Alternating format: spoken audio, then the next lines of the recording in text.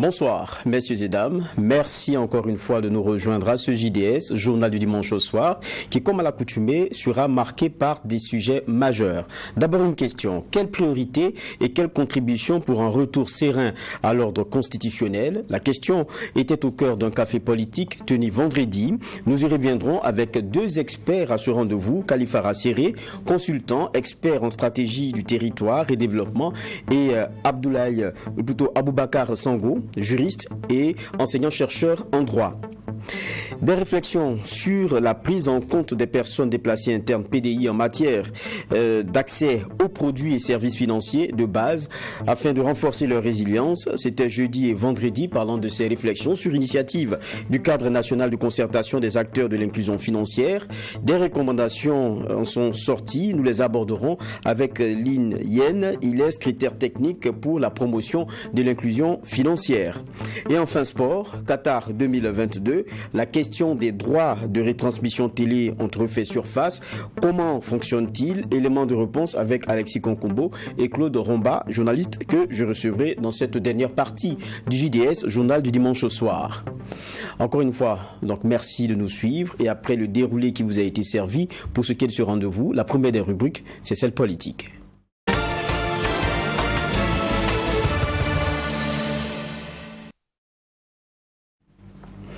Un sujet non annoncé pour ouvrir ce JDS, c'est le président de la transition, le capitaine Ibrahim Traoré, qui a reçu dans l'après-midi de vendredi en audience une délégation de la Communauté économique des États d'Afrique de l'Ouest, CEDEAO, conduite par le médiateur de la CEDEAO pour le Burkina Faso, Mahamadou Issoufou.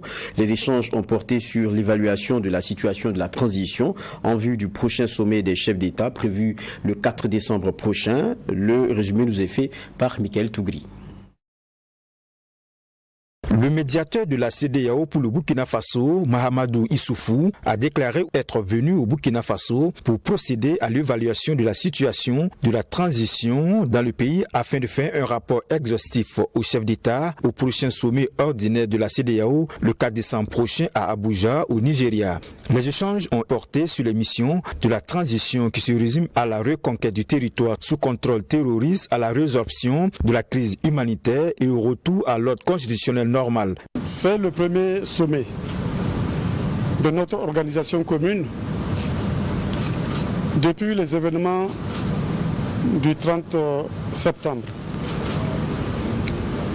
Il est donc normal, en tant que facilitateur, en tant que médiateur, que je vienne ici au Burkina Faso pour procéder à l'évaluation de la situation de transition dans le pays. La question du comité de suivi de l'évaluation de la transition a également été examinée. Le médiateur de la CEDEAO pour le Burkina Faso, Mahamadou Issoufou, a confié avoir eu une parfaite identité de vue sur l'ensemble des questions abordées et l'ouverture au dialogue du président de la transition, le capitaine Ibrahim Traoré.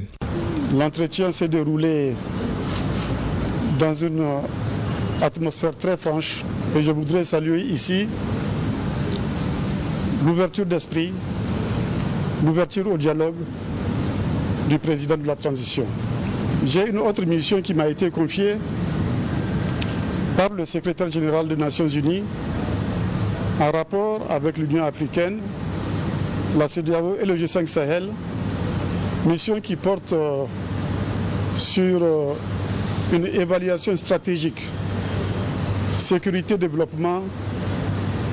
Cette mission consiste à évaluer la situation, puisque les pays de cet espace-là connaissent les mêmes défis, non seulement défis sécuritaires, mais aussi défis institutionnels, défis climatiques, défis démographiques, défis humanitaires, défis du développement économique et social. Pour faire face à ces différents défis, Mahamadou Issoufou a sollicité le soutien du président de la transition. Le capitaine Ibrahim Traoré a promis apporter le soutien du Burkina Faso afin de relever les différents défis qui minent la sous-région ouest africaine, mais aussi l'ensemble des pays du Sahel.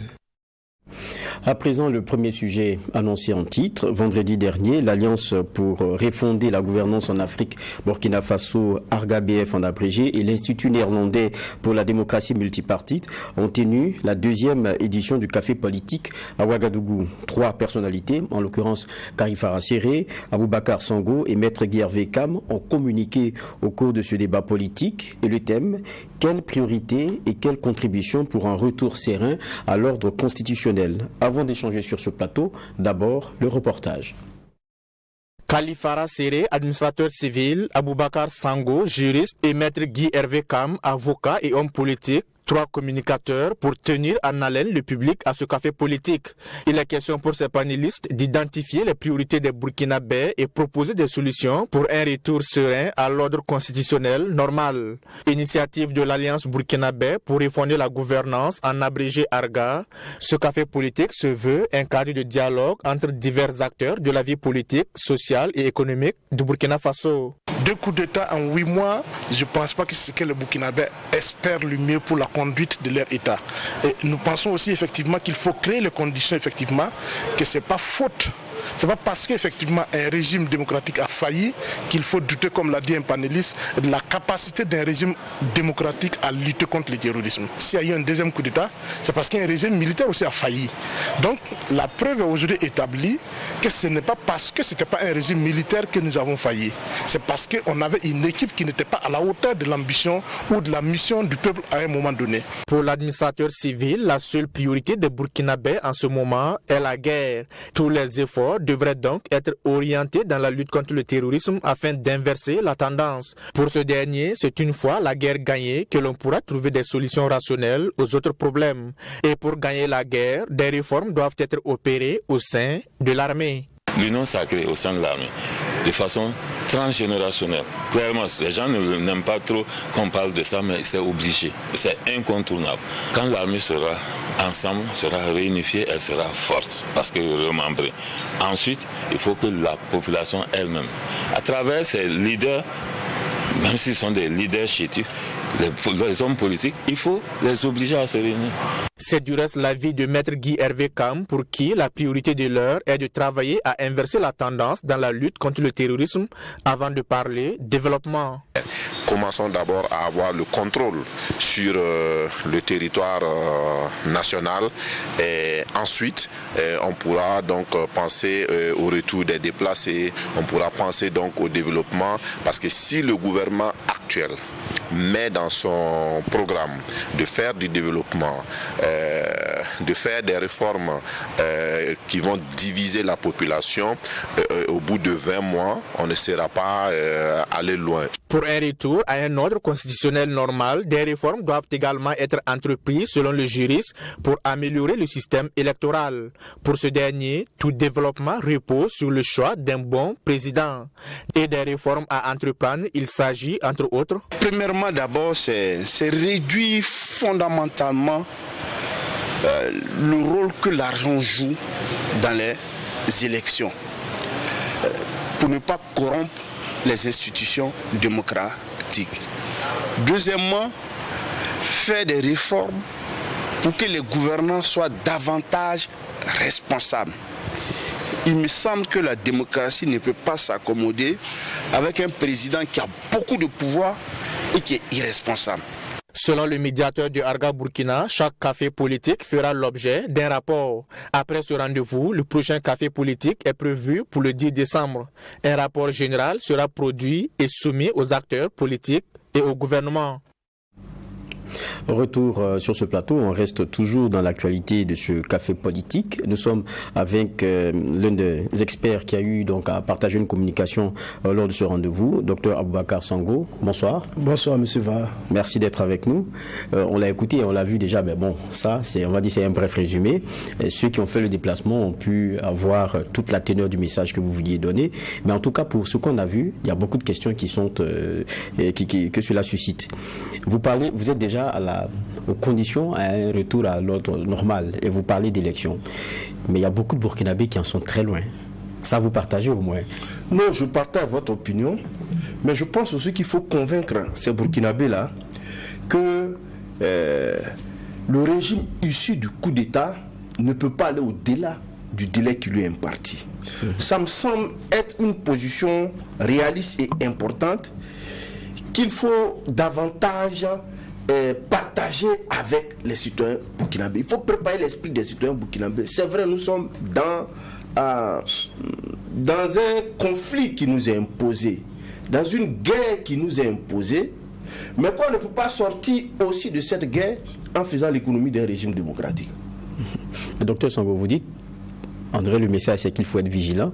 Vous sentez qu'il y a des indices qui dénotent de ce qu'on ne tienne pas compte de la question de temps pour un retour à l'ordre normal? Non, je n'ai pas d'indices. Mais vous dites, beaucoup de Burkinabés ne partagent pas cette opinion. Ils ne partagent pas cette opinion parce qu'ils sont préoccupés par l'instant.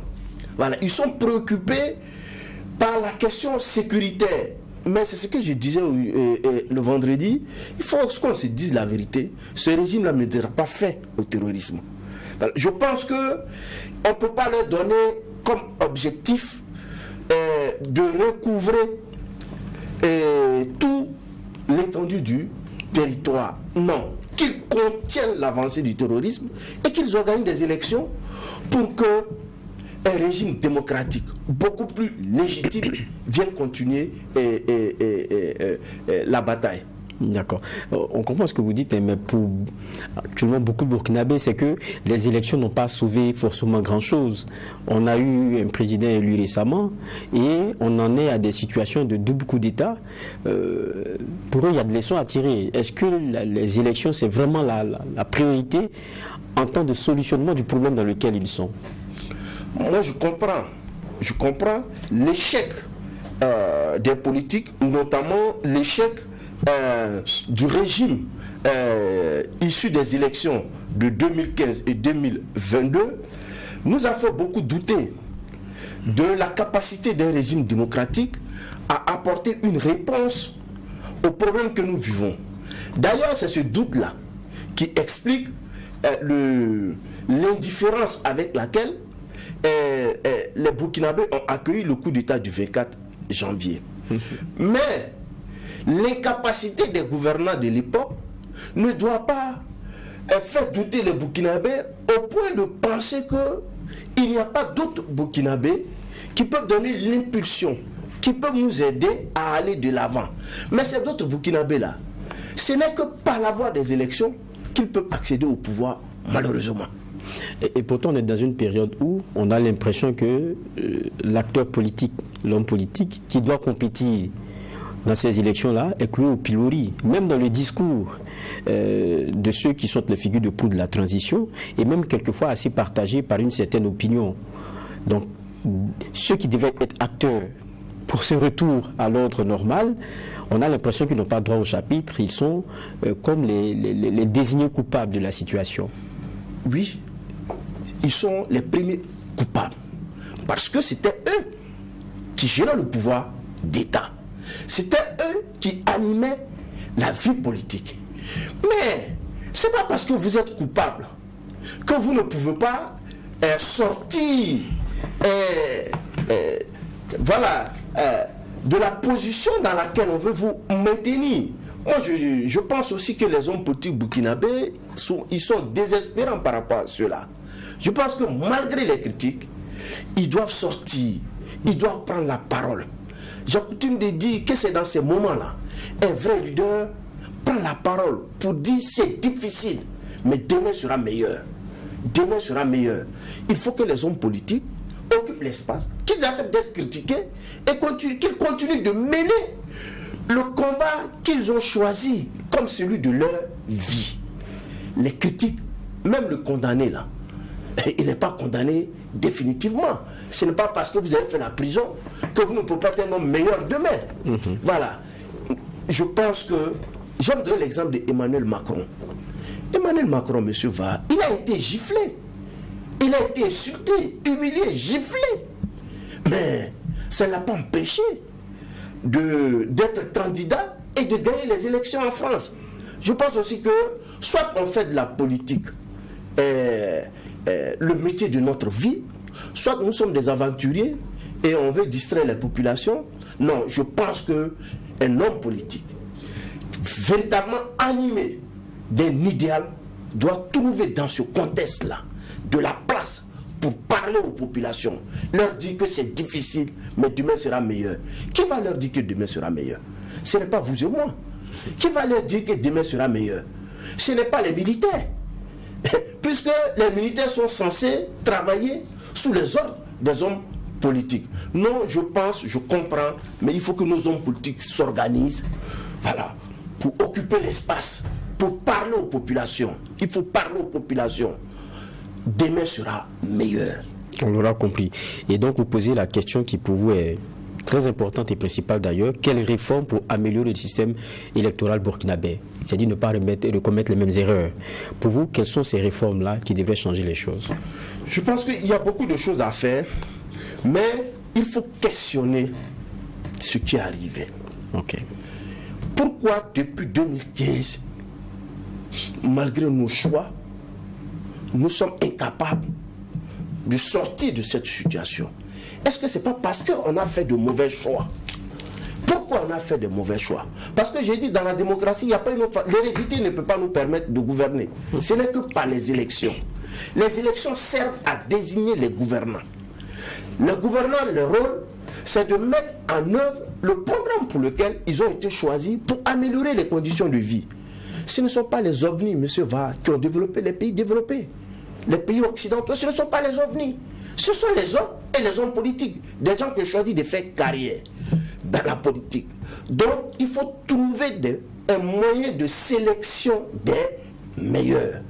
Moi, je pense comme certains que, telles que les élections sont organisées, elles ne nous permettent pas de choisir les meilleurs d'entre nous pour diriger.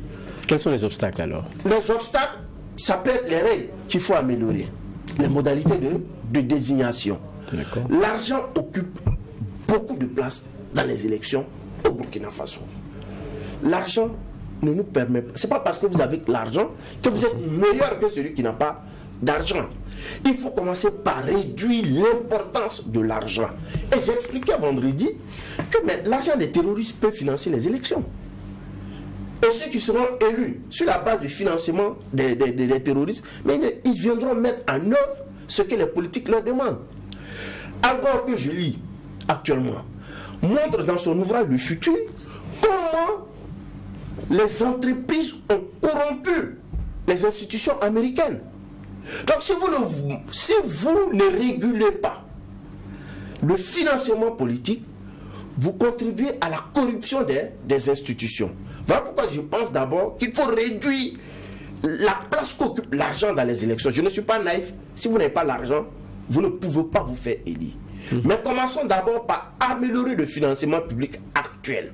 Justement, la question c'est le comment. Je veux dire, quand je dis le comment, c'est qu'on a tenté certains éléments. Parce que par exemple, on a vu que les gadgets étaient en tout cas une expression ostentatoire des moyens mis déjà dans les élections. Mais même avec ce qu'on a trouvé comme solution, il y a eu un contournement très malin qui a été fait et les gadgets ont demeuré avec leur impact. Donc je veux dire, comment est-ce qu'on limite objectivement ces choses-là? Moi je dis, ce que je suggère, il faut d'abord commencer par plafonner les dépenses. D'accord. Dire qu'on ne peut pas dans les élections aller au-delà de tel montant.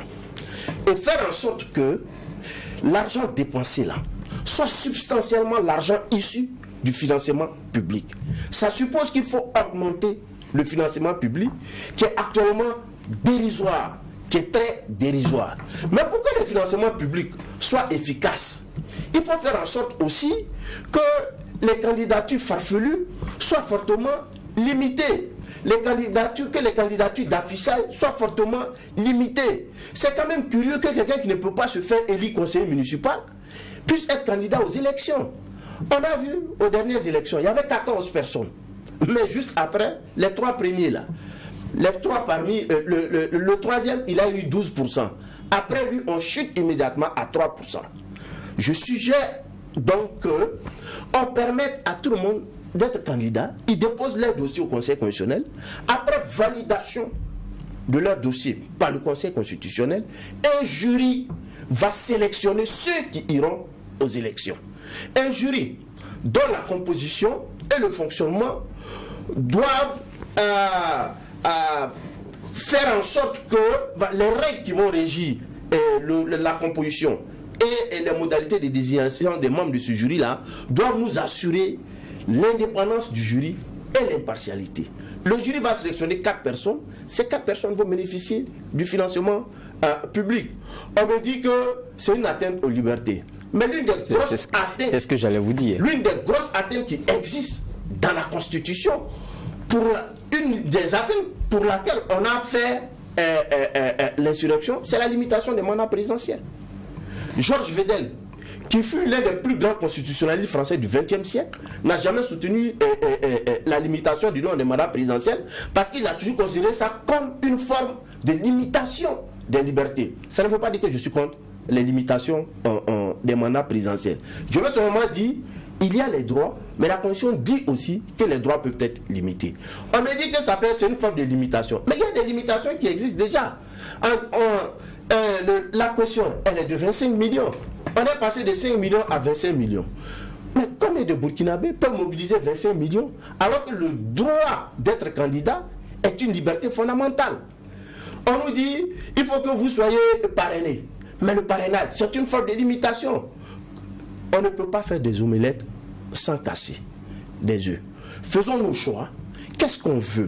On a fait toutes ces réformes. Ça n'a pas produit les effets attendus. Mais vous dites qu'il faut éliminer de la course les farfelus. Vous proposez, mais la démocratie aussi c'est ça. C'est que dans le choix, les farfelus eux-mêmes soient, éliminés par la force des choses, par la force du choix. Ça aussi, c'est ça la démocratie. Mais le problème c'est que on n'est pas suffisamment humble au Burkina pour savoir qu'on ne pèse pas beaucoup. Par voie de conséquence, on peut faire une alliance avec quelqu'un qui pèse beaucoup pour gagner les élections. Parce que monsieur va, après tout, c'est de l'argent public qu'on mobilise. Voilà, ces candidatures d'affichage là, mais sont financés aussi par le financement public. Ils privent les candidats sérieux de financement public. Et en dernier ressort, ça banalise les élections présidentielles. En dernier ressort, ça banalise les élections. Voilà. Mais tout à l'heure, vous parliez du financement public. Je pense que ce que vous proposez, c'est une bonification.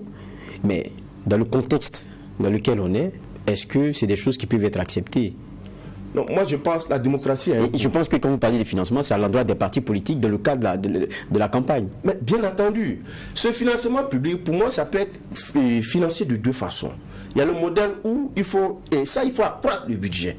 Voilà, l'État qui dit, bon, je passe de X montant à X autre. Mais Geoffroy, vous et moi, nous savons très bien que les entreprises privées, les hommes d'affaires financent certains candidats. L'idée ici, c'est de faire en sorte que cet argent-là soit capté pour être un complément au financement public. En d'autres termes, il faut obliger ces entreprises publiques-là, pour éviter qu'elles soient des menaces pour la corruption des institutions. Privées ou publiques? Privées. Les entreprises privées, qu'elles déclarent l'appui qu'elle veut apporter aux candidats, bien entendu en limitant. Qu'elle déclare ça au Trésor. En contrepartie, elles vont bénéficier d'exonération fiscale. Et cet argent-là, ça va financer tous les candidats de façon égalitaire. Voilà, docteur Sango, est-ce que vous n'êtes pas un peu trop dans un genre d'idéal, dans un contexte qu'on connaît une réalité politique qui n'est pas seulement celle de nos cieux, hein, partout, et même on a vu des procès après, c'est que les financements se font sous cap. En tout temps qu'ils le peuvent, c'est ce qu'ils tentent de faire, parce qu'ils savent qu'après c'est une irrédavabilité, c'est un retour d'ascenseur. Donc c'est pas intéressant pour ceux-là. Non, je pense que c'est pas... Non, je suis pas... Et même encore dans le contexte... C'est pas impossible. Et encore que dans le contexte burkinabé, j'ai dit où tout le monde parle de guerre, il faut l'effort pour cela et tout, dit que pour les élections, on va augmenter encore ce qui doit être alloué aux partis politiques. Non, monsieur il y en a qui vont vous dire c'est pas possible. Monsieur Va, moi je n'envisage pas ces réformes-là dans un cadre purement conjoncturel. D'accord. Non, c'est une réflexion sur le Burkina de demain. Okay. Voilà, c'est une réflexion sur le Burkina de demain. Ne restons pas dans la conjoncture. Si nous restons dans la conjoncture, nous n'allons pas suffisamment réfléchir pour demain.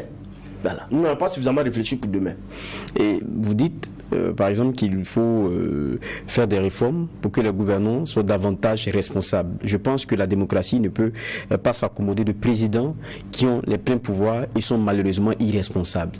Bon, ils ont été élus sur la base de ce qu'ils ont proposé aux Burkinabés, du futur qu'ils leur ont vendu et de la façon dont ils comptent les y mener.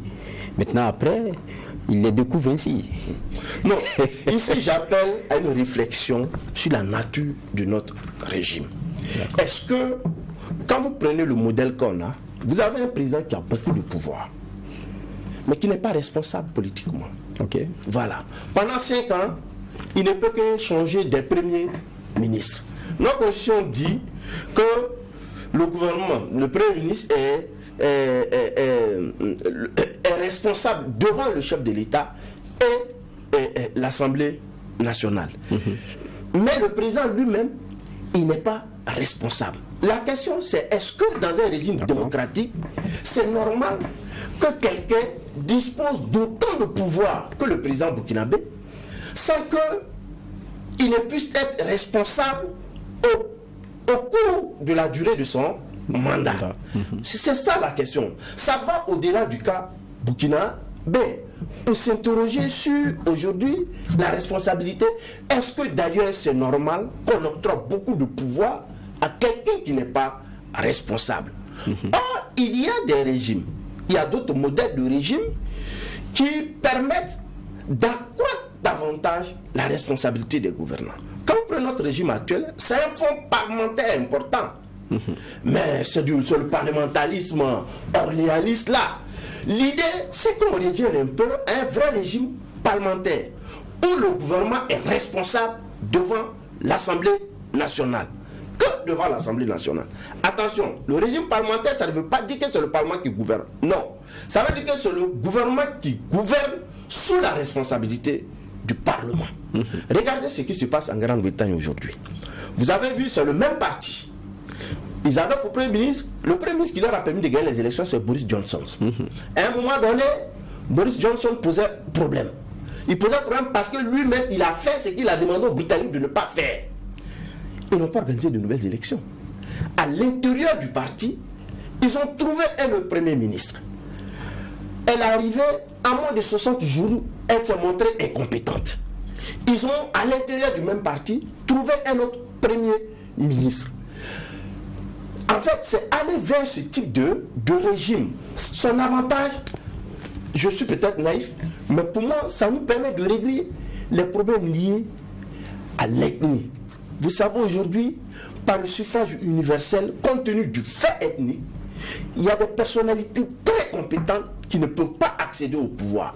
Or, dans un régime parlementaire du type britannique, le Premier ministre, il est issu des élections législatives.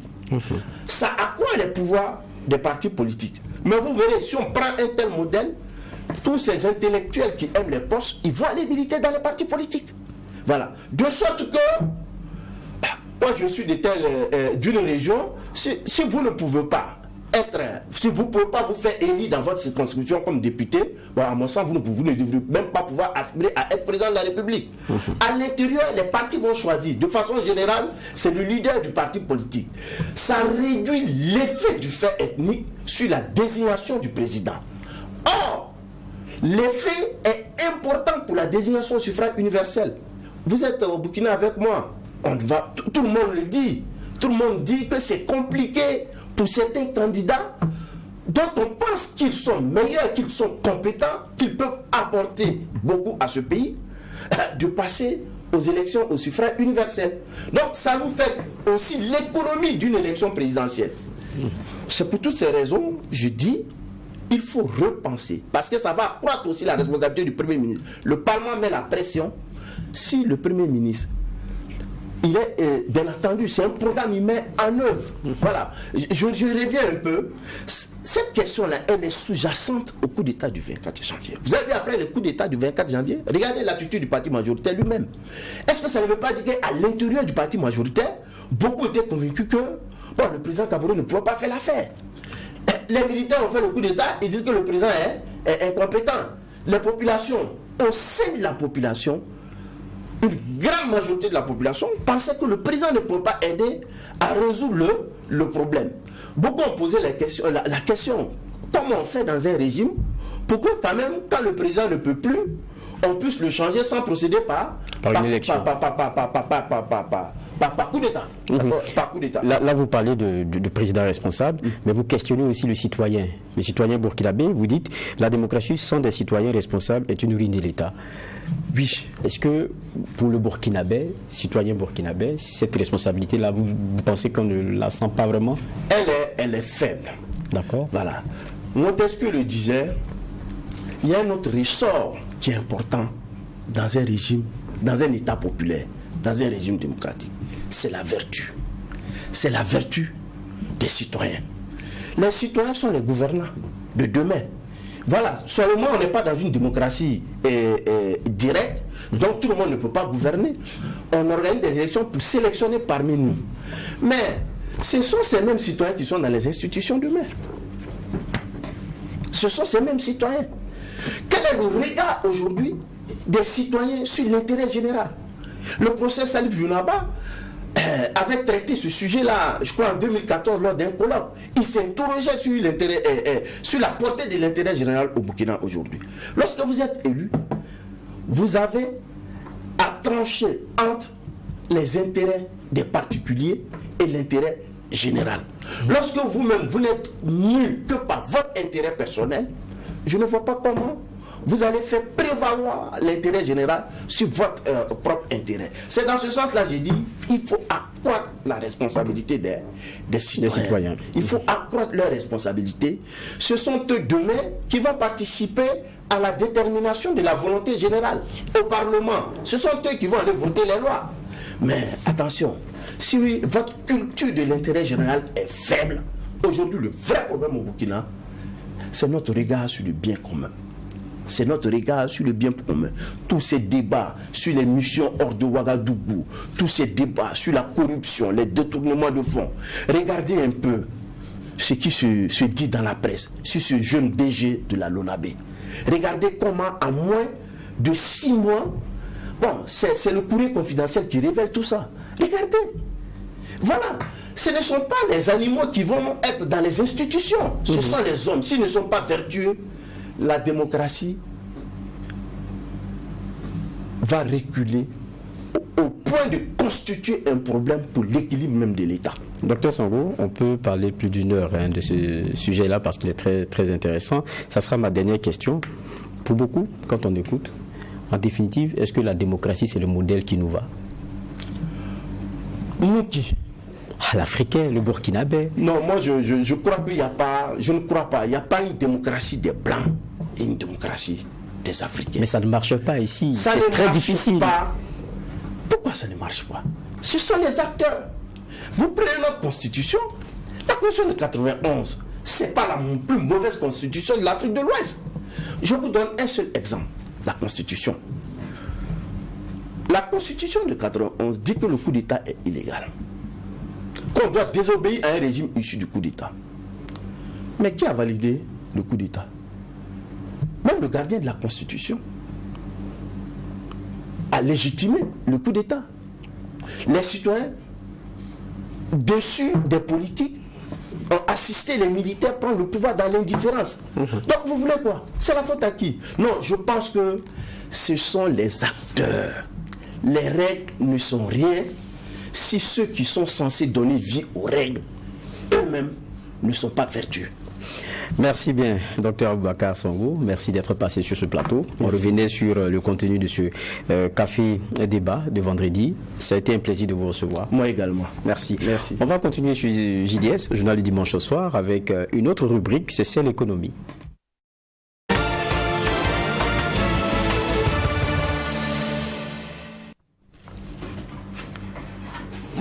L'édition 2022 du cadre national de concertation des acteurs de l'inclusion financière a connu son épilogue ce 25 novembre 2022, c'était vendredi, ça a eu lieu donc jeudi et vendredi, porté sur l'inclusion financière comme instrument de renforcement de la résilience des personnes déplacées internes au Burkina Faso. Les travaux ont permis de formuler des recommandations et une résolution. La cérémonie de clôture nous est rapportée ici par Fatima Tanikema. À la date du 31 octobre 2022, le Burkina Faso compte près de 2 millions de personnes déplacées internes PDI. Contraintes à la fuite, elles ont perdu en plus de leur toit leurs moyens de subsistance et sont exclues des services financiers de base. Pour pallier ces problématiques, ces acteurs de l'inclusion financière ont mené des réflexions durant 2 jours à Ouagadougou. Et les conclusions des travaux ont permis de formuler des recommandations susceptibles de renforcer la résilience des PDI dans leurs activités génératrices de revenus. Les recommandations concernent surtout la mise en place d'un mécanisme de garantie pour les activités des PDI, des personnes déplacées internes. Alors il y a une problématique aussi liée à leur identification. Donc vous savez qu'ils sont très mobiles et lorsque on les identifie, il y en a qui peuvent encore repartir ailleurs, se faire enregistrer encore. La troisième résolution, ça porte sur le suivi de leurs activités génératrices de revenus. Mais avant le suivi des activités génératrices de revenus, il faut à ces PDI des financements, sans oublier la mise en place d'un mécanisme de reconversion des PDI qui sont dans l'incapacité de mener leurs activités d'origine. Selon le ministre en charge de l'économie, tout sera mis en œuvre pour accompagner ces PDI évoluant majoritairement dans l'économie informelle. Un plan d'action sera développé qui va donc permettre aux acteurs de pouvoir réfléchir pour voir quelle est la meilleure approche pour pouvoir intégrer ces personnes qui étaient dans l'économie informelle. Et aujourd'hui, il est nécessaire, voire indispensable pour nous de mener des actions dans ce sens. Et nous allons le faire grâce au plan d'action qui va être élaboré à la suite des travaux qui ont été réalisés aujourd'hui. Dr Aboubakar Nekanabou a saisi l'occasion pour inviter ses collaborateurs à s'approprier le plan d'action qui sera mis sur pied pour la mise en œuvre des recommandations et résolutions issues de ces travaux. Les participants ont d'ailleurs pris la résolution de créer un cadre de concertation de l'ensemble des acteurs concernés par cette problématique. Nous sommes rejoints par M. Yen Lin.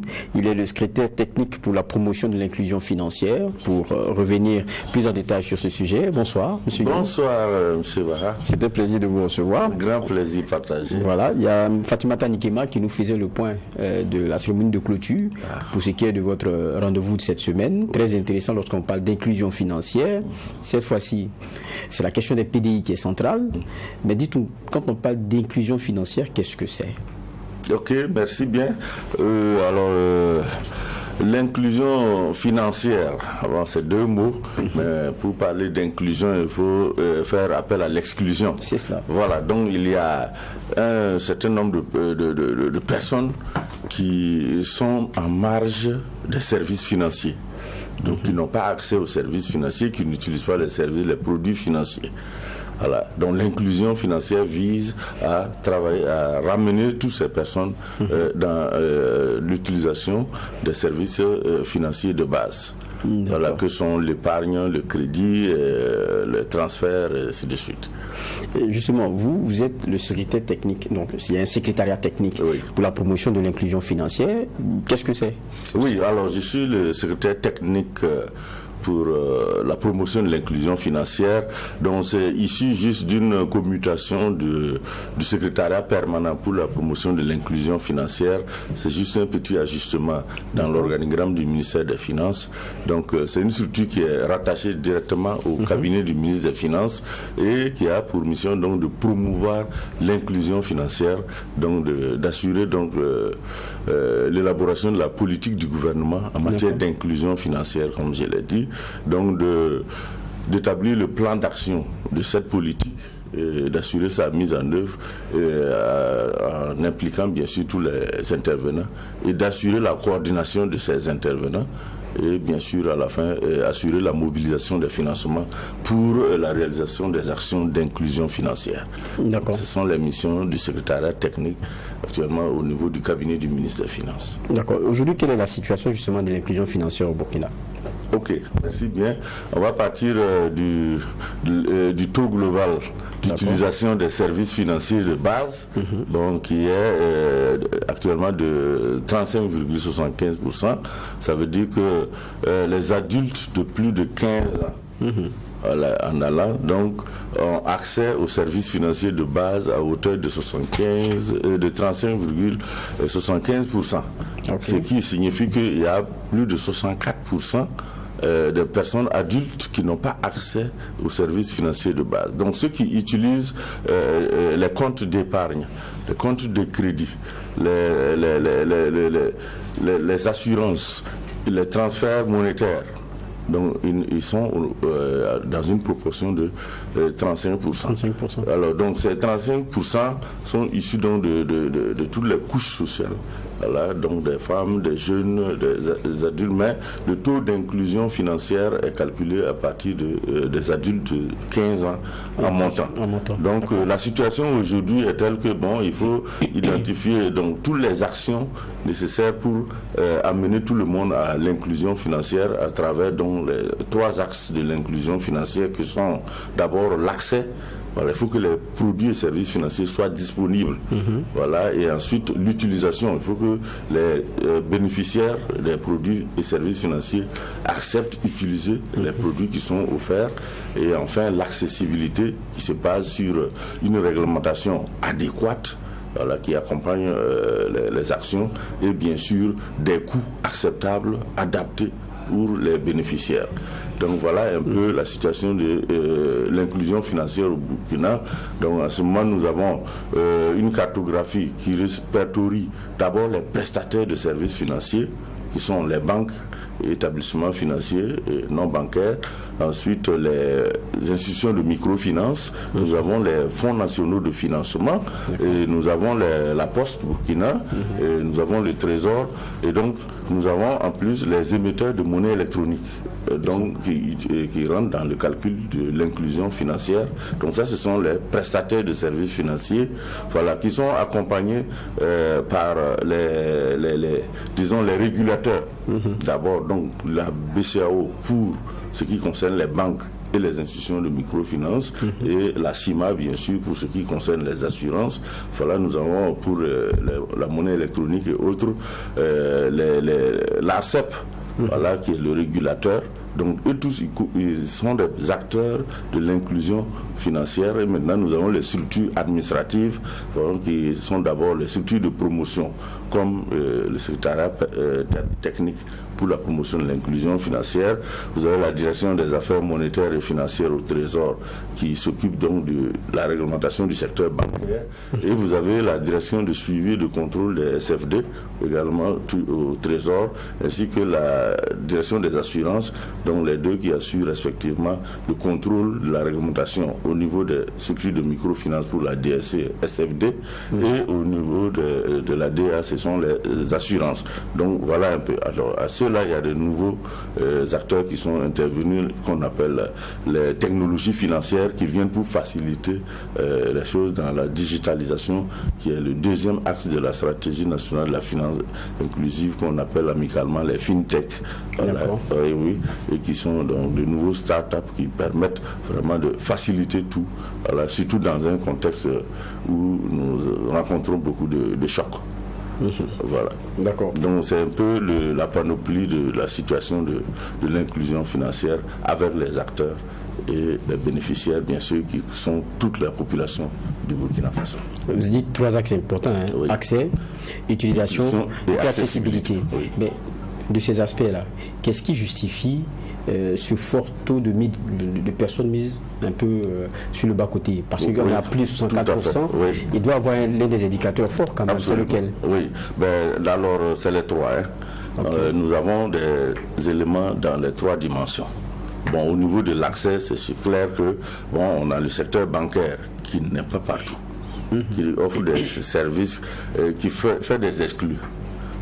Contre lequel aspect on a fait venir la notion de microfinance, structure financière décentralisée, pour absorber ce que le secteur bancaire classique avait exclu. Bon, à la longue, nous avons vu que même le secteur de microfinance fait lui-même des exclus. Voilà, parce que la professionnalisation exige vraiment que effectivement les choses aillent vers le secteur, une bancarisation même des structures de microfinance. Donc eux aussi ils font les exclus.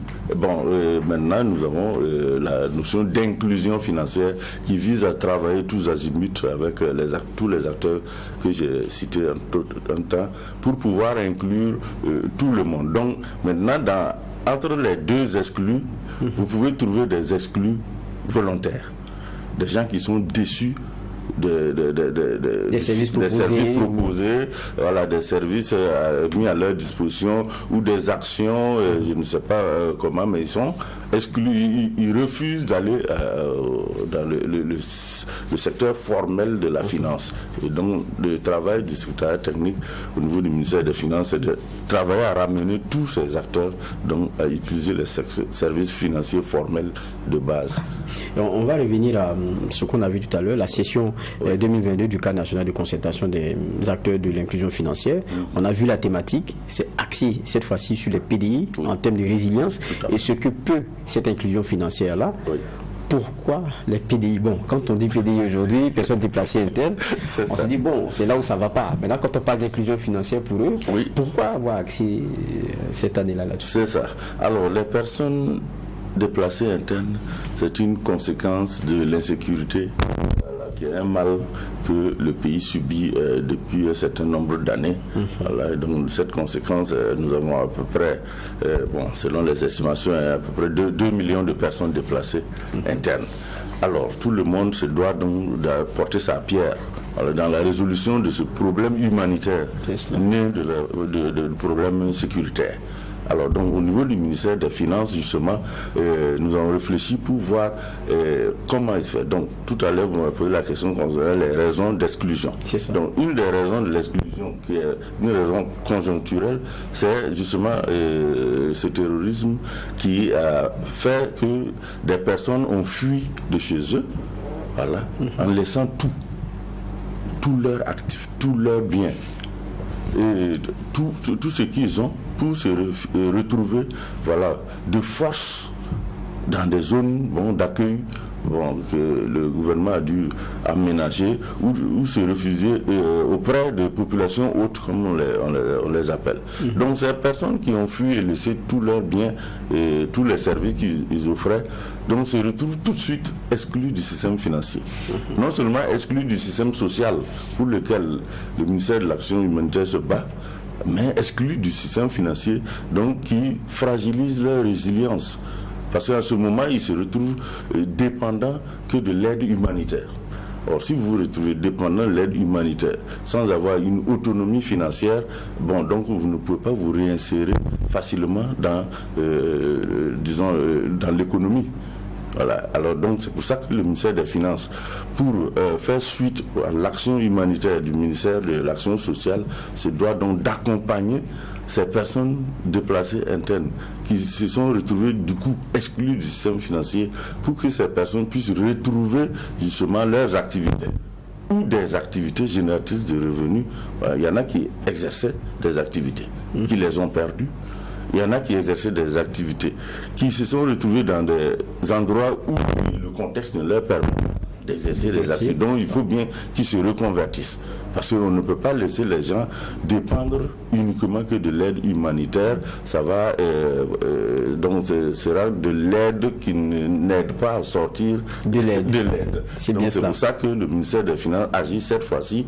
Et vous savez que chez nous, la finance, bien sûr, c'est pour accompagner les gens à développer des activités génératrices de revenus pour leur propre survivance, pour leur autonomie financière qui leur permettra d'être plus résilients dans leur communauté haute. Et l'objectif, bien sûr, c'est qu'ils retournent chez eux, bien sûr, en ayant quelque chose en main. Donc, 2 jours de réflexion dans ce cadre national de concertation. Et pour ces PDI, quelles ont été les recommandations, quelles sont les conclusions de ces réflexions-là? D'accord. Alors, les 2 jours de réflexion nous ont amenés à identifier, recenser 6 défis. D'accord. Voilà, 6 défis pour lesquels nous avons fait 4 recommandations et pris 2 résolutions pour nous-mêmes. Donc le premier défi était lié d'abord au financement, à la capacité de financement de ces PDI. Donc quels sont les prestataires de services financiers qui sont proches d'eux et qui peuvent bien les accompagner compte tenu de leur contexte. Voilà. Ils sont démunis. On peut dire qu'ils sont à main nue. Donc, or, en finance, des mains vides, vous ne pouvez pas aller demander aux services financiers. Donc il faut d'abord capaciter les services financiers, les prestataires qui peuvent le faire. Les premiers, c'est les structures de microfinance qui sont proches des populations déplacées internes, des sites et autres. Voilà. Il y a d'autres qui étaient même déjà membres de systèmes financiers décentralisés, mais du fait de leur déplacement forcé, ils ne sont plus des clients bancables selon les politiques de financement. Donc il faut d'abord capaciter ces structures-là. Donc une recommandation a visé à renforcer les capacités des systèmes financiers décentralisés, des fonds nationaux, des banques et établissements financiers pour qu'ils puissent aller vers eux. Et quand ils vont vers eux, ils vont les trouver démunis. Donc il y a un problème de garantie. D'accord. Donc il faut développer, deuxième recommandation, les mécanismes de garantie. Voilà, pour que ces prestataires de services financiers aient bien sûr l'assurance de financer toute quiétude ces personnes déplacées internes. Et quand on parle de financer, chez nous en finance, c'est qu'il y a un problème d'identification. Alors que la plupart des personnes déplacées internes ont fui sans leur papier d'identification. Donc ce qui pose problème crucial d'identification pour lequel, en réflexion, nous avons trouvé que non, ce n'est pas que un problème d'identification des personnes déplacées internes, mais plutôt un problème d'identification globale de la population du pays, qui est donc c'est une mission régalienne de l'État, que d'identifier tous les citoyens, de telle sorte que si vous êtes bien identifié avec un système que les spécialistes vont trouver, voilà. Si vous vous retrouvez déplacé interne ou bien dans n'importe quelle situation, qu'on puisse retrouver votre identité. Donc ça viendra résoudre le problème d'identification des personnes déplacées internes. Donc nous avons pris une recommandation forte dans le sens que l'État puisse vraiment trouver les moyens pour identifier tous les citoyens. En ce moment, ça couvre le problème d'identification. Et maintenant, bien sûr, il faut capaciter ces personnes déplacées internes à exercer des activités génératrices de revenus. Voilà, donc ça veut dire que maintenant, il faut qu'on leur donne ce que nous appelons l'éducation financière et sociale. Une éducation financière, le constat est que le taux d'éducation financière est très faible. C'est qu'au niveau du ministère des Finances, on a commencé à faire les formations en éducation financière depuis 2017, mais nous ne sommes qu'à 15 000 personnes formées. Voilà, bien formées. Et or, on a remarqué que les personnes qui ne sont pas formées en éducation financière, lorsque vous leur donnez de l'argent, ils l'utilisent mal et se retrouvent encore en situation de besoin. Donc il faut capaciter ces personnes déplacées internes en éducation financière pour qu'ils puissent bien sûr faire les bons choix d'épargne, les bons choix en crédit, les bons choix dans les opérations. Et puis voilà, donc et ça va maintenant pour sécuriser ces activités génératrices de ces personnes déplacées internes. Maintenant, il faut bien sûr développer des mécanismes d'assurance de leurs activités. L'assurance aussi, c'est quelque chose qui n'est pas encore ancré dans le quotidien des opérateurs burkinabés, même des grands opérateurs oubliés. Alors que c'est un produit qui est très important. Voilà, il peut assurer toutes les activités. Donc nous avons recommandé aux structures d'assurance de développer des produits adaptés aux personnes déplacées internes pour assurer leurs AGR. Donc voici les 4 grandes recommandations qui sont faites et naturellement pour que cela puisse aller loin, il faut que tous les acteurs agissent en synergie. Donc la résolution qui a été prise, c'est que de former un cadre de concertation des acteurs. Actuellement, par exemple, en termes d'aide humanitaire, ce sont les cash transferts qui se font un peu par-ci, par-là, sans qu'il y ait une coordination.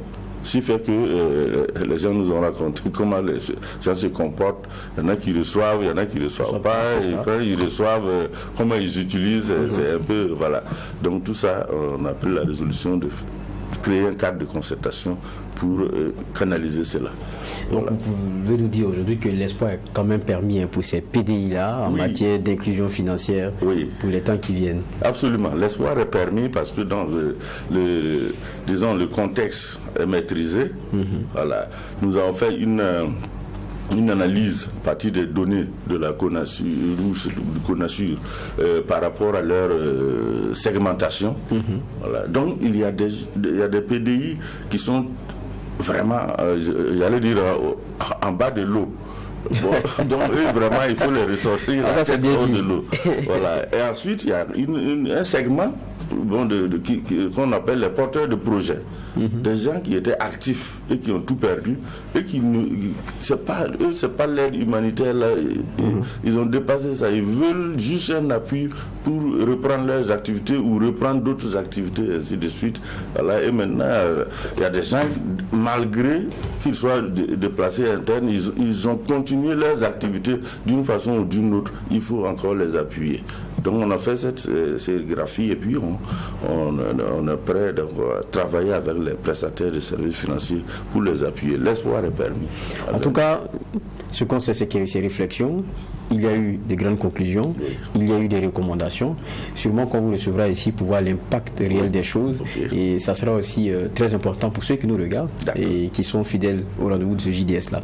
Merci d'être passé, M. Yen, à ce rendez-vous JDS.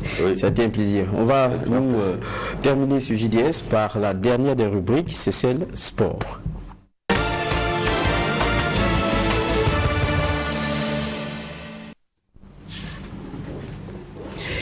Et cette partie sport, nous aurons donc à aborder la question des droits télé avec Claude Romba et Alexis Konkubo, notre autre invité. Mais d'abord, nous allons vous permettre de suivre ce RCK Vitesse. C'était hier, des images que nous vous partageons de cette rencontre-là, qui s'est achevée sur le score de 1-0. Des images donc que nous partage Assami Thiem Touré qui était au stade, ce beau but-là que nous voyons donc ici. Et donc RCK Vitesse 0-1, c'est Claude Romba qui nous rejoint. Un petit mot déjà. Il faut dire que ce championnat national est en train donc de nous surprendre. RCK Vitesse 1-0, but donc de Séoné. Séoné aujourd'hui qui est en train de se montrer comme l'un des grands attaquants de ce face au foot. Il est en train de talonner sérieusement Salif Bagaté qui a d'ailleurs été élu meilleur joueur à JSB donc du mois d'octobre, meilleur buteur également, puisque Salif Bagaté également aussi a répondu à Séoné puisqu'il a marqué son 7e but parce qu'il était un peu scotché depuis longtemps. Il a 7 buts Salif Bagaté et Séoné également aussi à 6 buts. C'est un jeune de Vitesse qui est en train de monter véritablement. Bonsoir Claude Romba. Oui, bonsoir. On va rapidement donner les résultats donc, de cette 11e journée. L'USFA a tenu en échec l'AS Douane 0-0. L'AS Police a perdu face à l'ASFB 1-0. La Soyelega s'est inclinée face à Salitas 1-0. Un but partout entre le RCB et Sonabel. La SEC de Koudougou sur ses installations a dicté sa loi sur Majestic 2-1, vous l'avez dit tout à l'heure. Le Vitesse FC a pris le meilleur sur le RCK 1-0. L'étoile filante de Ouagadougou sur ses installations est tombée face au King de Royal 2-1 et le choc entre les académiciens Raimo et Real du Faso a tenu toutes ses promesses. 2 buts partout entre ces deux équipes. C'est l'AS Douane qui mène toujours le bal avec 25 points, suivi de Vitesse qui a 20 points, 3e la SEC de Koudougou 17 points, 4e Salitas 17 points également et 5e Raimo 16 points dans la zone de relégation. En tout cas, l'AS Police est toujours en train de broyer le noir puisqu'ils sont bons derniers avec 4 points. L'AS Sonabel est dans la zone rouge également aussi avec 11 points. Attention à l'étoile filante de Ouagadougou qui est 13e à une seule longueur. Donc de la zone de relégation 12 points, tout comme l'équipe de Royal également qui a 11 points. C'est dire que ça chauffe également pour les grands. C'est bien cela. Et on a donc ce petit point du championnat national qui nous a été partagé. Et on a dit qu'on avait une thématique très importante à aborder dans cette partie sport. On sait que les réseaux de chaînes de télévision s'arrachent les droits de diffusion des grandes compétitions internationales de football. Une stratégie commerciale visant à offrir donc un spectacle réservé à leurs abonnés. Et l'on est devant une spectaculaire inflation dont les chiffres sont souvent bien gardés.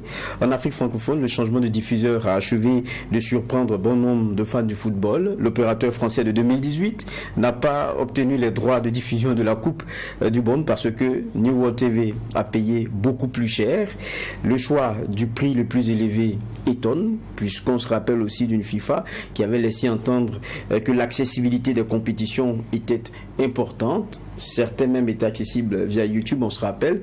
Comment tout cela fonctionne? Une personne de ressources sur ce plateau, avec moi, hormis Claude Romba, pour en parler. C'est notre aîné, Alexis Konkubo. Bonsoir. Bonsoir à tout le monde. Si bonsoir aux Eclipse. Bonsoir à tous les téléspectateurs de Truth TV. Ah, c'est un plaisir, cher, de vous recevoir. Voilà, c'est de même à mon niveau. Ah, ok. Un gros plaisir. Voilà. On a le pied déjà dans les plats, hein. Claude.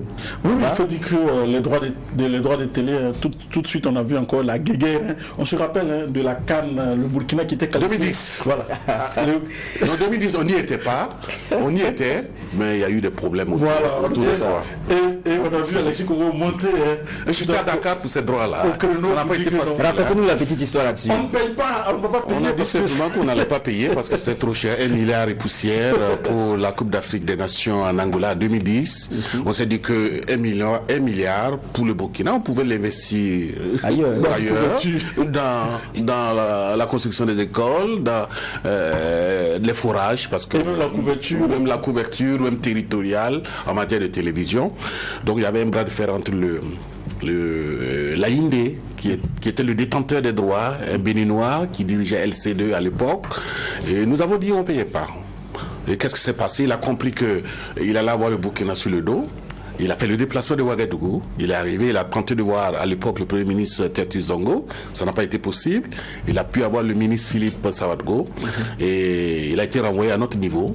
Au niveau donc de la direction générale de la RTB, nous avons échangé. Il dit non, prenez les droits et retransmettez. Après, on verra à ce qui concerne le montant à payer. Effectivement, nous avons retransmis. On a raté le premier match, si vous vous rappelez. C'était 4-4 entre l'Angola et le Mali. Ensuite, on a pris normalement les matchs de la Coupe d'Afrique en Angola. À la fin, qu'est-ce qu'on a fait? On lui a remis 200 millions. Voilà. Il n'était pas beaucoup content. Les autres chaînes voulaient savoir comment on avait fait. On dit non, vous avez refusé de lutter. Nous avons lutté, on a eu gain de cause. Voilà un peu la petite histoire. Je me rappelle que pour ces droits-là, ça n'a pas été une mince affaire.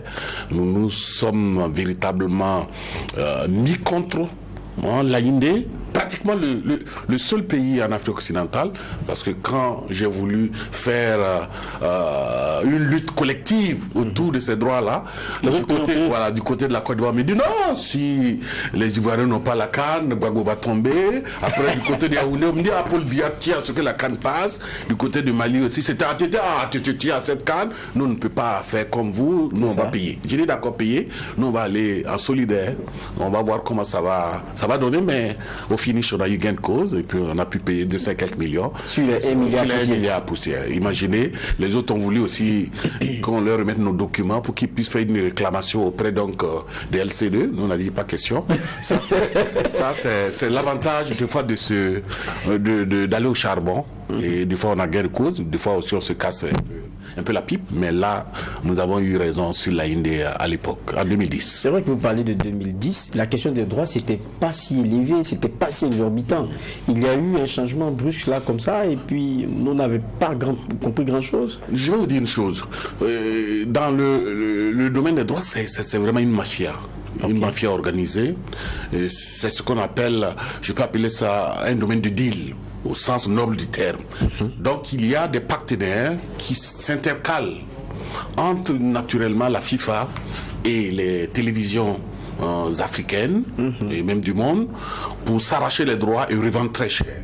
Je me souviens en 2010, lors de la Coupe du Monde qui devait se jouer en Afrique du Sud, la FIFA avait décidé de donner les droits gratuitement à toutes les télévisions africaines parce que c'était la première fois qu'on jouait la Coupe du Monde sur le continent.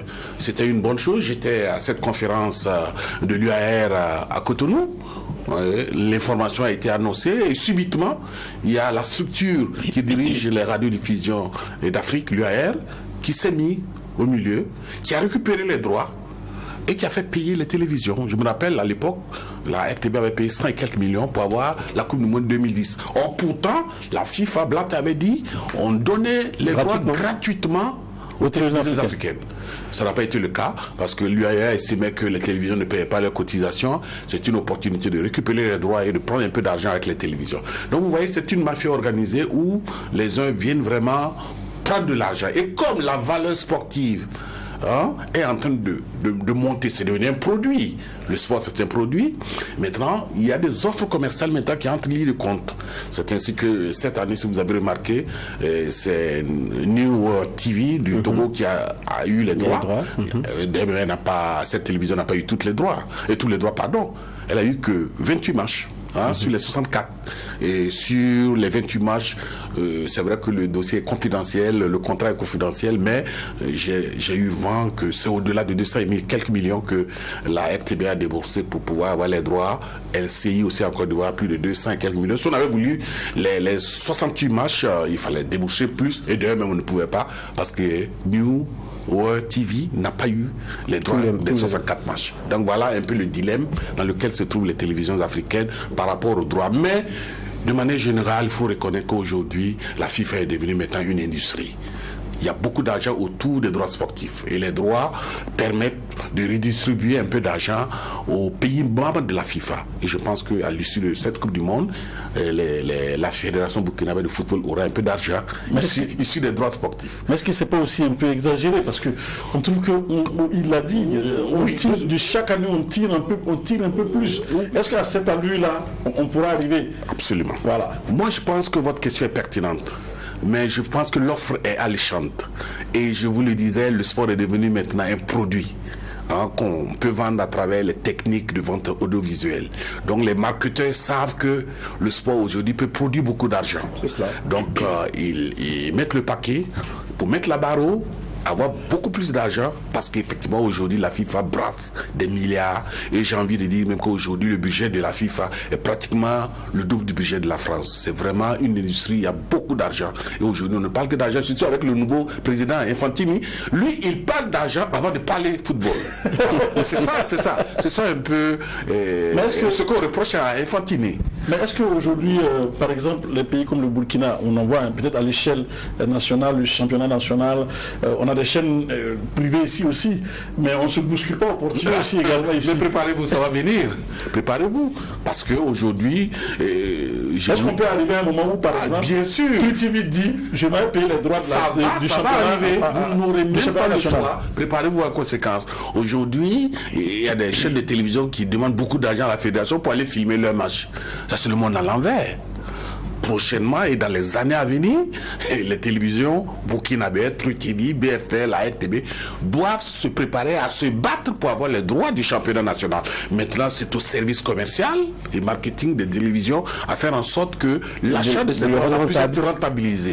Voilà, donc maintenant, il faut que nous ayons des services marketing très forts dans nos différentes télévisions pour pouvoir rentabiliser. Je voulais voir que Truc TV prenne les droits je dis ce qu'on a en griffe pour dire que la télévision nationale, par exemple. Mais ce qui s'est passé, j'allais revenir.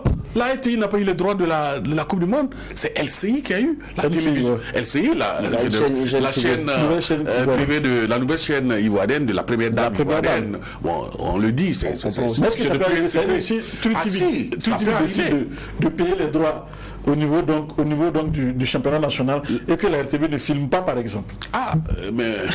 Oui, je comprends, mais ça va être comme ça à la moi je pose la question à l'envers. Je pose la question à l'envers parce que pour revenir dans notre contexte. Vous vous rappelez qu'à un moment donné, lorsque Rémi Dandjinou, moi j'étais encore avec lui à Canal 3, la RTB avait eu les droits, je ne sais pas si c'était pour une CAN. Est-ce que Claude C'était la CAN. Vous avez voulu prendre les premiers matchs. Il a dit on prend les matchs et on les diffuse. Alors après vous avez vu ce qui s'est passé. Vous pouvez répondre. On a dit mais c'est le contribuable burkinabé qui paye. Pourquoi est-ce que nous ne peut pas? Comment ça fonctionne? Je veux comprendre. Je veux comprendre. L'État burkinabé a payé. Certes les droits pour la RTB à l'époque, mais il y avait un compte qui avait été ouvert au niveau donc du trésor public et tout ce que j'engageais comme sous autour de la Coupe d'Afrique des Nations était reversé directement dans le compte du compte pour l'État. Donc c'était pas de l'argent qui rentrait dans les comptes de la RTB. Et il y a des preuves, vous pouvez vérifier. C'est comme c'était un crédit. Voilà, c'était un crédit, on a remboursé quelque part. Mais ce que Canal et les autres télévisions pouvaient faire à l'époque, c'est prendre des extraits. La loi permet de prendre quelques secondes pour illustrer. Mais vous ne pouvez pas diffuser le match. Permettant ou permet, parce qu'aujourd'hui, pour le mondial, je ne pense pas que ce soit possible. Donc ils ont changé. Ah non, vous vous amusez à faire ça, on vous bloque vos pages. Voilà. Sinon, à l'époque, on vous permet d'enlever quelques secondes pour illustrer votre commentaire. Parce qu'on peut pas aussi faire de la radio. Voilà, la télévision. Vous êtes d'accord avec moi? La télévision, c'est l'image. Mais une autre question, est-ce qu'en ce moment vous dites, c'est vrai que c'était un genre de prêt fait parce que vous devriez reverser ça dans un compte et tout, mais est-ce qu'il y avait la possibilité de permettre à ces chaînes privées-là de reprendre? Je pense que des accords entre la RTB et les autres télévisions pouvaient permettre de le faire, des accords. Parce qu'on pouvait discuter aujourd'hui, il y a eu l'accord entre la RTB et Canal+, pour laisser passer les matchs sur Canal, sur une chaîne africaine, parce que simplement la RTB ne diffusait pas de ces matchs-là. Maintenant, concernant les matchs où la RTB avait le droit, ils ont voulu l'exclusivité sur le territoire national, ils ont demandé à Canal de crypter. Mais en Côte d'Ivoire, tous les matchs sont cryptés, sauf LCI, celui qui est capable qui doit retransmettre les matchs parce qu'ils ont les droits pour ça. Donc, on pouvait effectivement entamer des discussions, voir dans quelle mesure cela était possible. En contrepartie, peut-être que Canal aussi allait reverser les autres chaînes, reverser de l'argent dans le compte ouvert à l'époque. Mais je pense que les uns et les autres ne sont pas allés sur ce terrain-là. Voilà, c'est dommage. D'accord, mais pour revenir par exemple à la situation actuelle, comment est-ce que ça fonctionne? On a l'impression que les chaînes vont vers l'exclusivité de la retransmission. Quand on voit par exemple avec la Côte d'Ivoire, ça a été un peu pareil. Quand on voit le cas aussi du Burkina, c'est un peu pareil. On négocie l'exclusivité de la diffusion sur le territoire national. Il y a d'autres paquets possibles ou bien c'est comme ça? En fait, je vais vous dire une chose. En réalité, c'est pas les télévisions c'est pas le détenteur des droits qui a imposé l'exclusivité. Je pense qu'ils ont fait des offres commerciales. Sur la base de l'offre, toutes les télévisions pouvaient s'engager. Et je pense que c'est l'offre de LCI en Côte d'Ivoire qui a pris le dessus sur la RTI. Et ici, c'est l'offre de la RTB qui a pris le dessus sur une chaîne de télévision qui semblait vouloir avoir les droits. Donc à partir de ce moment précis, avec deux concurrents. Voilà, je crois. À partir du moment où effectivement c'est sur la base d'un appel d'offres, l'appel d'offres, ça n'a pas été, on n'est pas venu choisir la RTB remettre. Oui, c'est comme ça, c'est un appel d'offres et celui qui gagne donc le jackpot, a les droits en exclusivité. Voilà. Mais jamais vous avez deux chaînes de télé en même temps. C'est toujours pas du tout. C'est à elle maintenant de s'arranger avec les autres pour voir comment on peut dispatcher les droits. À ce niveau-là, je pense qu'il y a une possibilité. Dommage que je n'ai pas senti cette volonté entre les télévisions d'aller vers la RTB pour négocier un peu ce partenariat qui pouvait permettre effectivement de retransmettre. Donc un consortium même de télévision pouvait... Non, mais je pense que les détenteurs de droits sont pour l'exclusivité. Pour la simple raison que ça donne beaucoup plus d'argent. Voilà. Parce que s'il y a un consortium, c'est sûr que chacun va lever un peu comme disait, ça les arrange pas. Un peu de ceci, un peu de cela. Et justement, je disais dans mon introduction que le choix du prix le plus élevé, ça étonne beaucoup, parce que la FIFA semblait entrer dans une autre dynamique. Est-ce qu'elle ne fait pas double jeu? Absolument, vous avez trouvé le mot. La FIFA, c'est business, c'est argent, beaucoup d'argent. C'est les propos de fois qui sortent de quelques membres de la FIFA, c'est simplement des propos politiques. Voilà, pour faire comprendre qu'ils sont soucieux du fait qu'ils veulent que le maximum de télévisions puissent se retransmettre. Donc ils vont revoir les prix à la baisse, mais une fois que les droits sont achetés par les intermédiaires, c'est fini. Ils ont le monopole de la manipulation de l'offre commerciale. À ce moment, ils mettent la barre haut. Si tu prends ou tu prends pas, c'est comme ça. Ils veulent de l'argent, c'est du business, comme je le disais. C'est ça un peu le problème. Il faut discipliner un peu peut-être les droits.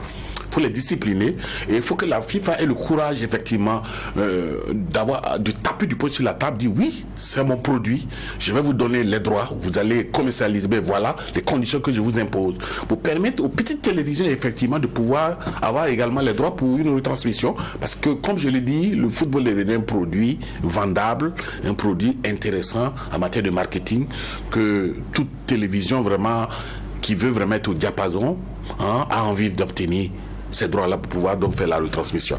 Donc moi je pense que il y a cette volonté-là doit être réelle au sein de la FIFA. Pour le moment, elle n'est pas réelle. Et puis secondo, je pense que la CAF également, là je parle pour l'Afrique, doit quand même bouger un tout petit peu et amener les gens à comprendre que l'Afrique n'a pas les télévisions africaines n'ont pas les moyens des télévisions européennes. Il ne faut pas faire la comparaison où effectivement à ce niveau-là, il y a vraiment un gros fossé. Donc il faut que la CAF bouge, faire comprendre un peu à la FIFA, puisque la CAF fait partie, est membre de la FIFA, à défendre un peu les intérêts aussi des télévisions africaines.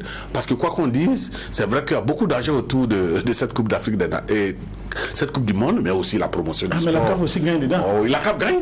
Puisque je vous ai dit aussi que les télévisions, les fédérations nationales. Mais pourquoi comprendre que, par exemple, la CAN coûte plus cher? Évidemment. Parce qu'il y avait des mafiosi qui s'étaient accaparés de la chose, c'est tout. C'est ça l'explication. Je vous ai dit qu'au temps de l'Aïndé, il était à 1 milliard. Nous, on lui a donné 200 quelques millions. Donc il aurait pu le faire à 200 millions. Et pourquoi il est battu à 1 milliard? Parce qu'il voulait engranger gros, c'est tout. Moi, je pense que c'est ça le problème. C'est un deal, c'est un business, et il y a des gens stupides qui se sont insérés dans l'obtention des droits et qui mettent la barre très haut parce qu'ils veulent remplir la cagnotte. Voilà un peu le dilemme et la problématique qui est posée à ce niveau-là. Donc il faudra que la CAF, quelque part, aussi prenne ses responsabilités. Parce que la CAF est membre de la FIFA, on occupe la deuxième vice-présidence, non? Tout à fait. Voilà. Et puis, il faut que aussi la FIFA comprenne que c'est vrai que c'est un produit, le football, ça peut faire l'objet d'une offre commerciale intéressante, mais aussi il y a quand même la popularité et le jeu qui doivent être aussi des éléments d'appréciation pour permettre ainsi au peuple, de manière générale, aux populations, de pouvoir suivre à travers, bien sûr, les télévisions installées un peu partout à travers le monde. Autrement, j'écoutais la dernière fois le point de presse du représentant de Orange Côte d'Ivoire qui expliquait comment ils se sont, c'est Canal Plus plutôt, Côte d'Ivoire, comment ils se sont fait coiffé au poteau par New World TV.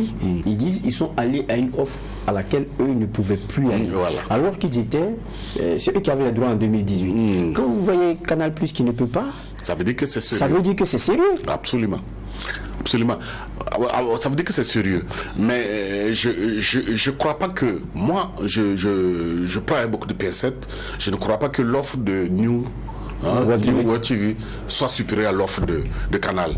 Il y a un problème qui s'est posé à mon avis, et comme la Coupe du Monde se déroule au Qatar, comme il y a beIN TV qui est la chaîne des Qataris, et comme ils ont donné plus ou moins les droits à beIN TV ne voulait pas permettre à Canal de récupérer les droits sur ce marché-là. Donc je pense qu'il y a eu des effets, des appréciations subjectives qui ont fait qu'ils ont écarté Canal. Ça c'est politique. Sinon, le problème de Canal ne vient pas de New World TV.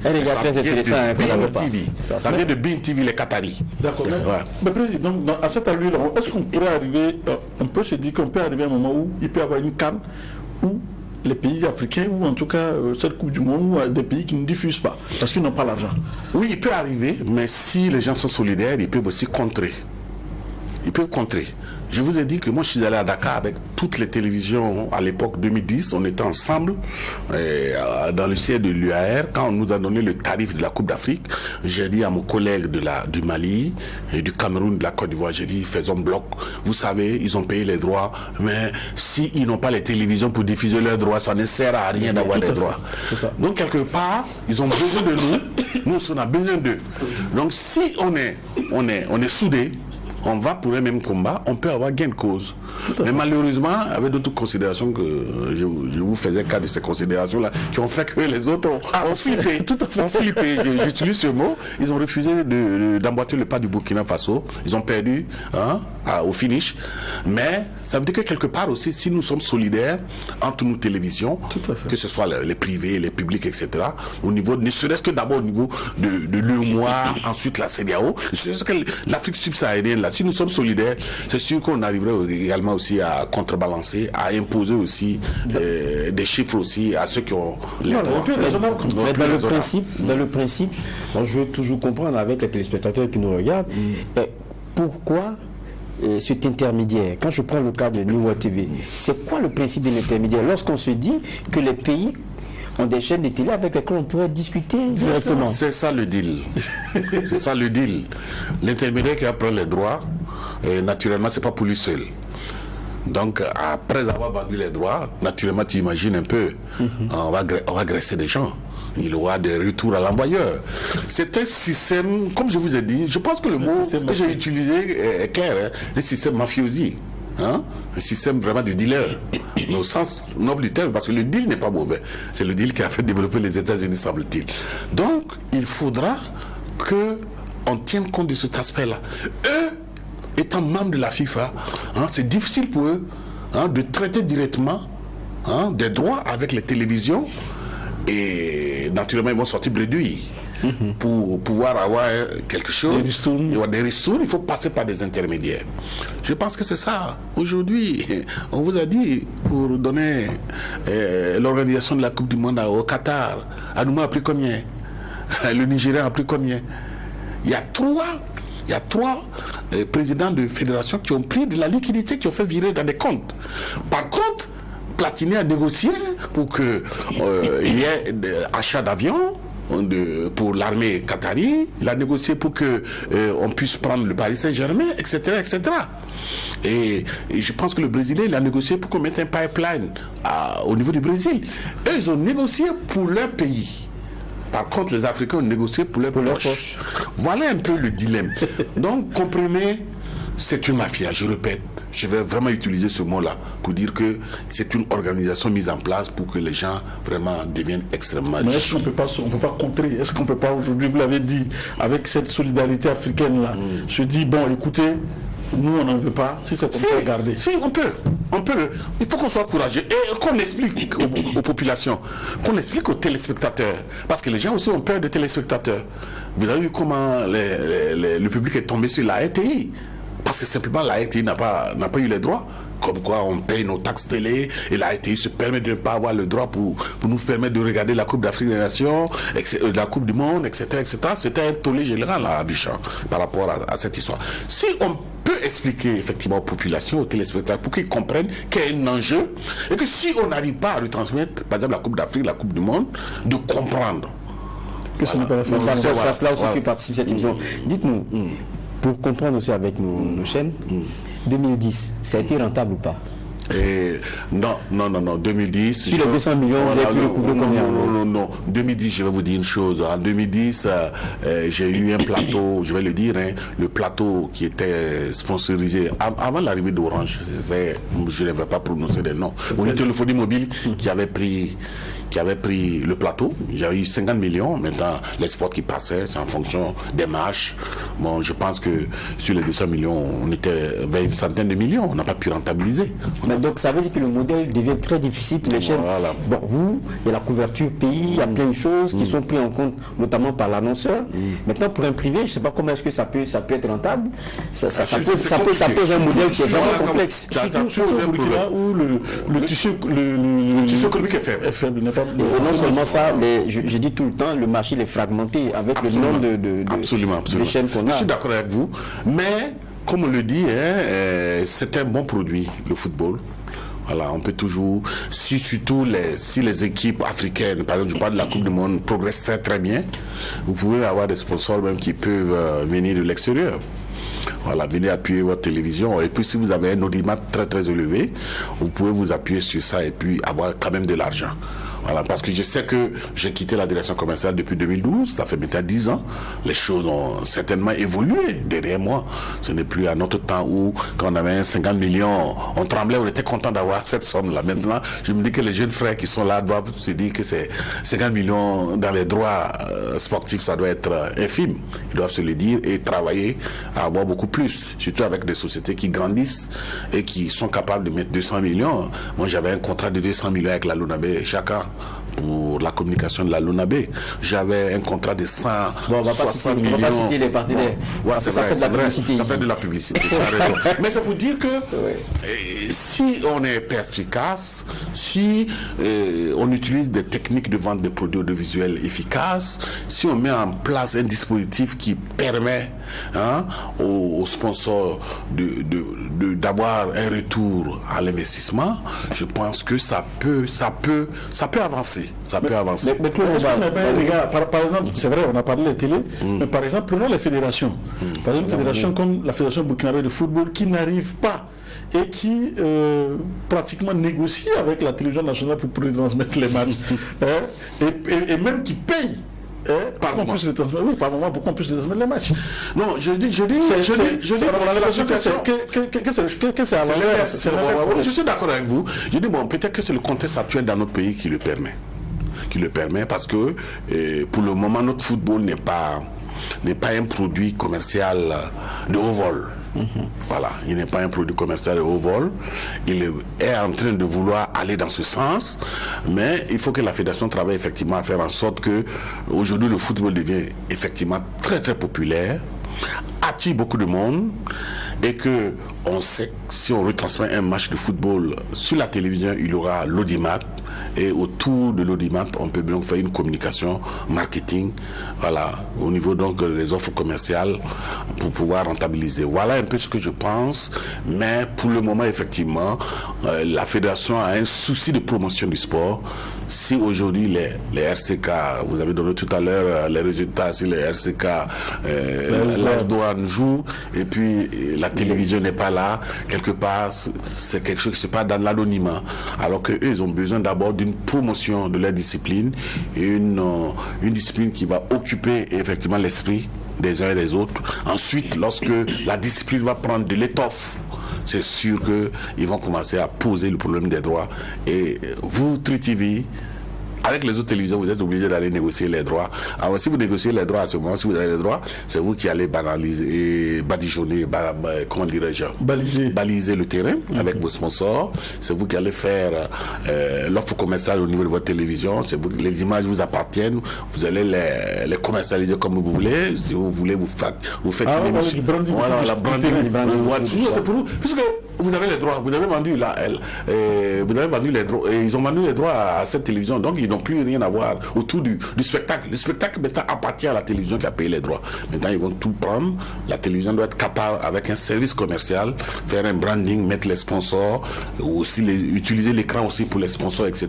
Et rentabiliser les droits qu'ils ont payés, les droits sportifs qu'ils ont payés à la Fédération burkinabé de football. Ça va venir. On n'a pas le choix. Le monde évolue. Voilà, on suit les chemins des autres et ça va venir un jour. C'est clair. En tout cas, merci. On comprend que ce que nous constatons aujourd'hui est une vraie leçon. On doit travailler à ce que notre sport aussi soit celui professionnel, parce que c'est comme ça qu'on brasse tous de l'argent et je pense que c'est le meilleur qu'on pourrait souhaiter. En tout cas, merci beaucoup, cher René. Merci. Merci, petit frère. Ça a été véritable. C'est gentil d'échanger avec vous. En tout cas, à chaque fois que vous avez besoin de moi, je suis là. N'hésitez pas. On a beaucoup appris. Merci bien, Claude Nomba, d'être passé. Cela met aussi un point final au JDS, journal du dimanche soir que j'ai pris un vrai plaisir à présenter. Nous serons encore ensemble dimanche prochain pour un autre JDS, et cela en souhaitant que nous tous nous portons bien.